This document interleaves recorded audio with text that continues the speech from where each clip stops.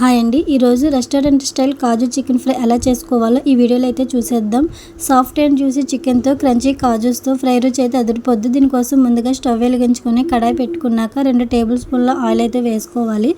Oil వేడయ్యాక cut చేసి పెట్టుకున్న ఉల్లిపాయ పచ్చిమిర్చి ముక్కలను కూడా వేసుకోవాలి. నేనైతే 2 పెద్ద సైజు ఉల్లిపాయలను తీసుకున్నాను.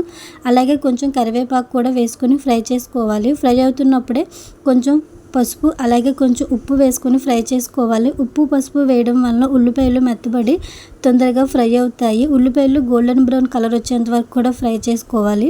ఉల్లిపాయలు గోల్డెన్ బ్రౌన్ కలర్ వచ్చాక 1 టేబుల్ స్పూన్ అల్లం వెల్లుల్లి పేస్ట్ అనేది వేసుకొని ఫ్రై చేసుకోవాలి. అల్లం వెల్లుల్లి పేస్ట్ అనేది అప్పటికప్పుడు ప్రిపేర్ చేసుకున్నది అయితే టేస్ట్ అనేది బాగుంటుంది. అల్లం వెల్లుల్లి పేస్ట్ అనేది పచ్చివాసన పోయేంత వరకు కూడా ఫ్రై చేసుకోవాలి.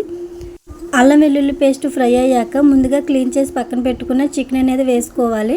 చికెన్ క్లీన్ చేసుకునేటప్పుడే కొంచెం పసుపు అలాగే కొంచెం పెరుగు అనేది వేసుకోవడం వల్ల చికెన్ అనేది నీచు వాసన రాకుండా ఉంటుంది.